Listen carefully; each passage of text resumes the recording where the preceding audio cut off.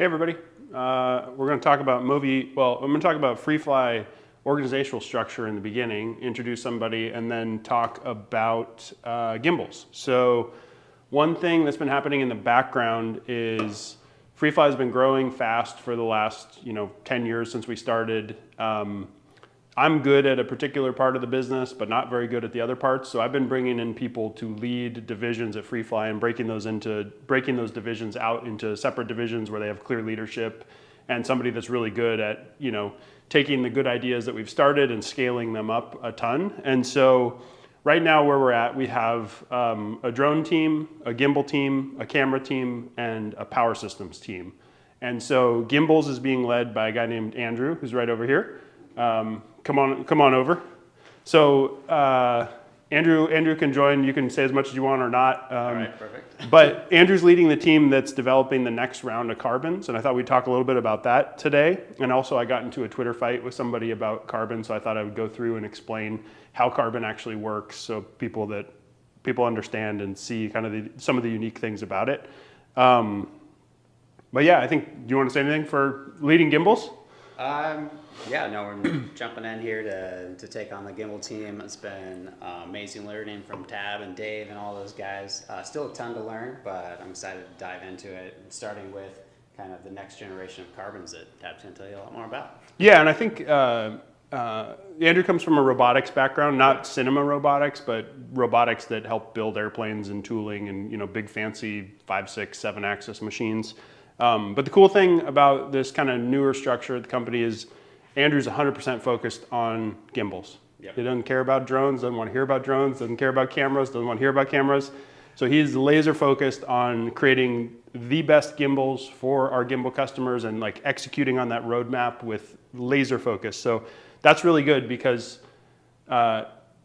some of the people that were here like founding FreeFly were really good at coming up with new ideas, but we're maybe not the best at staying super focused on the roadmap that we set out to deliver and execute. So it's just exciting change at FreeFly and exciting to bring in people to really focus on things that we want to progress and take good care of. Okay, let's do a carbon overview. So carbon, and you're welcome to hang out and comment or whatever you want. Carbon looks a lot like Movi Pro. It uses the same structure and outer frame. And then essentially there's two inner axes that have limited pan, this is a little safety lock that holds it. They have limited range pan and tilt motors that provide super fast response and allow you to get even better stabilization than would be possible with stock Movi Pro.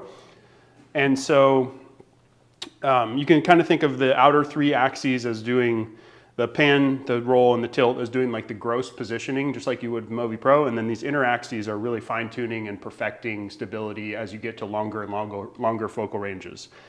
And so we had to change some things to make this work. One of the things is the stock sensor that comes with the Movi Pro is not the IMU, I mean the gyro and accelerometers essentially. It's not accurate enough to perform to the level that we needed once you're at 240 millimeters or beyond.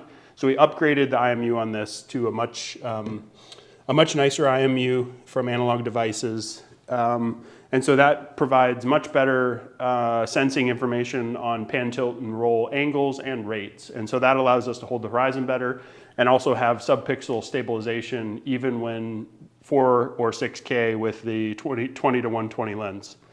And then the other thing we did is a lot of the big thing that we really wanted to nail with carbon is I wanted this to be small enough to fly aggressively on one of our drones. And so in order for where we were at to be able to do that, we had to choose a camera and really tightly integrate it, because if you try and do an open architecture 5 or 6 axis gimbal where you say you can build any camera, you can build any lens, you slot it in here, you balance it, it gets heavy and it gets big fast, and then it's too big, it's too heavy, and I can't fly it aggressively on the Alta X, which means I can't create the type of shots that I want to create. And so we made kind of it's a frustrating choice for some people, but it's also necessary. We said we're going to pick specific cameras and we're going to integrate this as tightly as possible. And so, what we're doing here, this is normally handled on a 50, 60, 70 pound gimbal that's huge, and we've shrunk it down and shrunk it into the size and envelope that a Movi Pro usually takes up. And so it's a really tough integration problem, but we wanted to start with the most tightly integrated thing we could. And then hopefully in the future, as we get better and better and better at building these and smaller and lighter and faster, we can move more towards an open architecture design that will allow you to use a variety of camera and lenses, but it's really tough to do that and keep it small and keep it light. So that's a general overview of the Carbon. I mean, it works in largely the same way as Movi Pro, but just better, just more accurate, faster. This is kind of, I don't know if you can get in here and see, Henry, but basically there's these type of motors in here called voice coil motors. And Dave designed these custom for Carbon, so we make this whole motor in-house. But they're super fast. They're super fast, and they basically are forcing, you know, you're sending a command directly on pan and tilt, and that's super rigidly attached to the camera. And so these if you consider this the camera, these voice coil motors are, the whole trick is to get them as coupled to the camera as tightly as possible, and then be able to send stabilization commands as quickly and accurately as possible, directly forcing on that camera. So, you know, as this is attached to a dirt bike riding down a road, we're correcting for every little bump and jostle that comes up. And one thing that I didn't talk about is, so in this design, the balance is really critical. And then you want the friction on the pan and the tilt inner axes to be as low as possible. Because that'll help you with both inertial stabilization and you know, the performance of the actual active stabilization. Let's see, what did I miss? That's how it all works.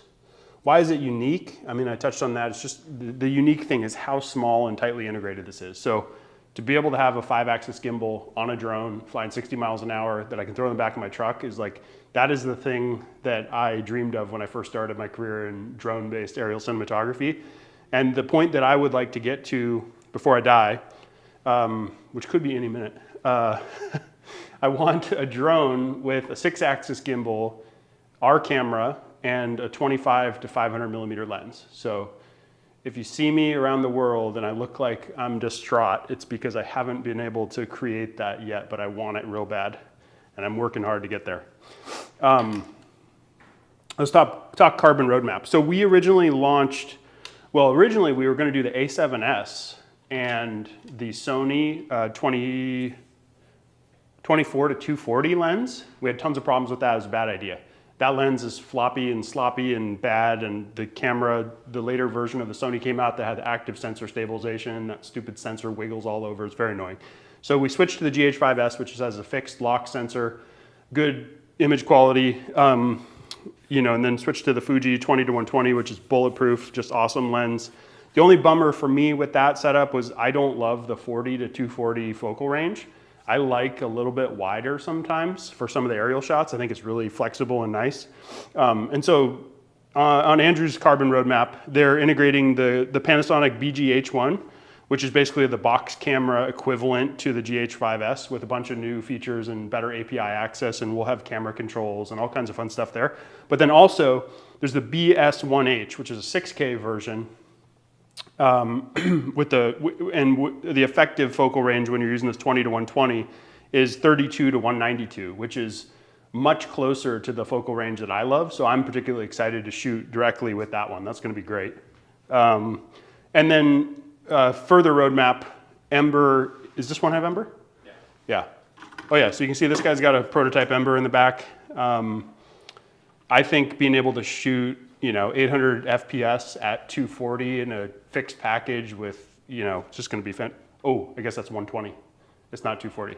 Yeah, but that'll be still fun. But also, I'm getting the Ember integrated into our GSS right now. So we'll have the Canon 50 to 1000 with Ember at 800 FPS. And I think I'll probably need to take like a 6-month sabbatical just to shoot with that. Just go shoot, I don't know, fish, birds, planes, anything. It's going to be mesmerizing.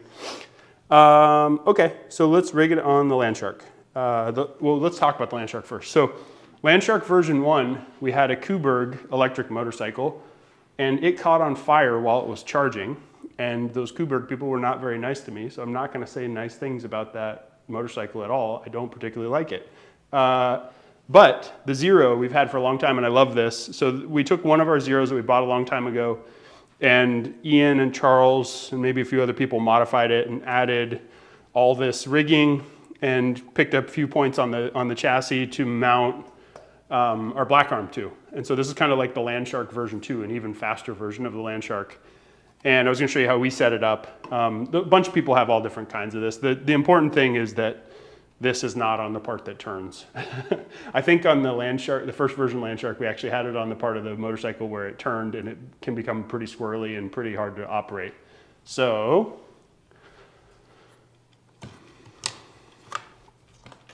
when I'm setting these up, I'll just talk you through some of the things that I'm thinking about. So my whole goal when I'm setting it up is I want to set up all the dampers and the arm such that for the amount of bumps or accelerations that I'm going to hit, this thing is set up to dissipate the energy as smoothly as possible. So my whole goal is, I know on the motorcycle I'm going to hit bumps and jumps and curbs and whatever, but I want to set up the tuning of this such that by the time it gets to the camera, it's reduced the accelerations to a small enough magnitude that I know the gimbal will be able to deal with it perfectly and still get smooth footage. And so you can kind of, you know, like this is too stiff right now on the roll axis, I would say, for you know, general use. Maybe if we were going to go on a track and we were going to drive really fast, that would be fine. So I just play with these dampers. Okay, that's too loose. You know, that's pretty good. So it like damps to a fairly quick stop without a big hit on anything. So basically, I just sit here and play with each of these axes until I feel like it's exactly, you know, I want it to feel like it's in molasses. So when I perturb it, it damps quickly, but doesn't have a big shock. And then the amount of, you know, setting up the vibration isolator is kind of you just got to experiment. You want to get pretty high, you know, you want it to be stable when you turn carbon on and not oscillate in the pan axis. So these pan weights will add inertia to your ability to stabilize pan axis, and that can help. And then for this, you really, same thing, you know, it's pretty stiff right now. So if we hit a big bump, you know, big fast bump, I'm worried it's not going to soak it up enough. So I would back this down a little bit. And you kind of have to watch when you're doing it and just see how things are going. It's getting better. So basically, that's probably a little too much. It's kind of bouncing back. But anyway, I want to be able to hit big bumps and have this thing stay relatively stable, damped, and smooth. So I'd probably take the landing gear off of this before we shoot, but this would be good to go. And this setup as is would do just awesome footage. Rigging on Landshark. What else did we want to talk about? This is cool. Did you get this little feature? Charles and Ian, when they did this, they put a little muscle-bound shark in the top of the tube. I don't know. I guess they decided the cut tube was too dangerous, but the Landshark is much safer, so no one can get poked by it.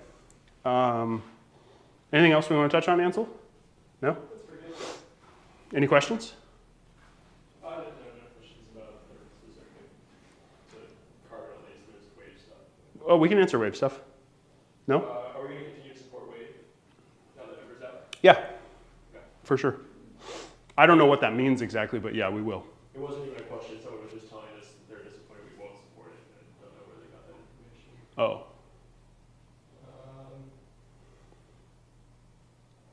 Stronger motors and Movi Pro people want. Stronger motors in Movi Pro people want, Andrew. I'm taking notes. All set. Yeah, poor Andrew.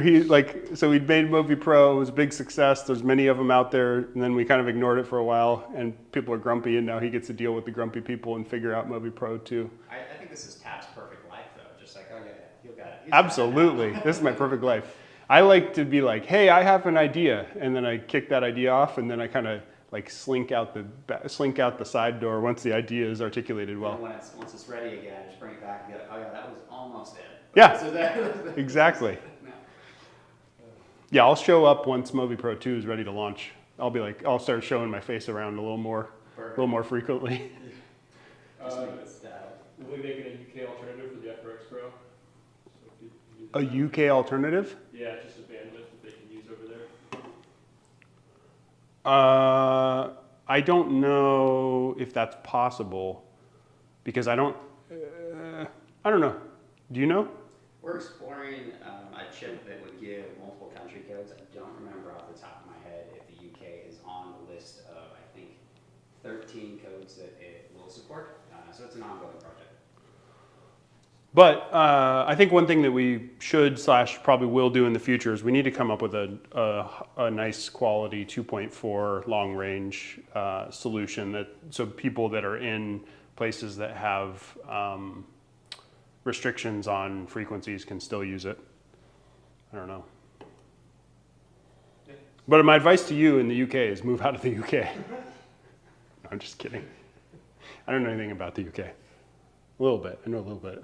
Not much though. Got a thumbs up for that one. I don't know if he's thumbs it up moving out of the UK or. I mean, I used to feel like we could, in good conscience, tease the UK a little bit in the US, but I'm not so sure anymore. So I feel like we might, I don't know. Oh, that's enough questions over here. Okay, cool. Yeah, so what BGH1, BS1H, when are those coming? We're hoping to get those out testing into this, middle of February. Okay. And if all goes smoothly, it'll be a March release. Great. Yeah, and I think we've already talked to basically the Carbon clients right now. It seems like somebody buys one Carbon and then they buy 10 Carbons. So there's a small number of people that own a high number of Carbons. And so we've talked with them about this roadmap already, so that they already know what's going on. But I think one of the things I'm excited about is there'll be full camera controls for both those Panasonic cameras. We worked with, is it AirPixel? Is that the company name? AirPixel makes this cool little controller that we interfaced with Movi Pro that made it really easy to get camera control on those. And they also did a bunch of custom code for us. Helped Kyle a ton, so thanks to those guys. They're awesome. And I don't know, what other shout outs do we need to do this week, Ansel? I got another question. Yeah. That can be addressed. Someone's wondering if we can do zoom rate on the Movi controller for Movi Pro. For some reason, I think it's only for Movi Carbon. No, you can use it, for sure. The same for both. Yeah, just set it up, and I think if you go in the positive direction, it goes the wrong way that you would want it to. Like, it makes it more sensitive as you zoom in, but I think when you go negative, I think Movi Carbon comes with a setting of like -63 or something like that. But go negative, and then you can adjust it so that you get the right kind of feel. So depending on the basically that's just the variable that controls how much it scales at a certain zoom. So basically what you're doing, what all that algorithm is doing is it's saying at these various zoom levels, I'll slow down the max rate by X amount. Works pretty well. To address the stronger motors comment, he had a shot where he jumped off the balcony and had the whip pan at the end of it. And so he's thinking stronger motors, but maybe he doesn't know about maniac mode or the window, for example, with tuning. But What was the question though?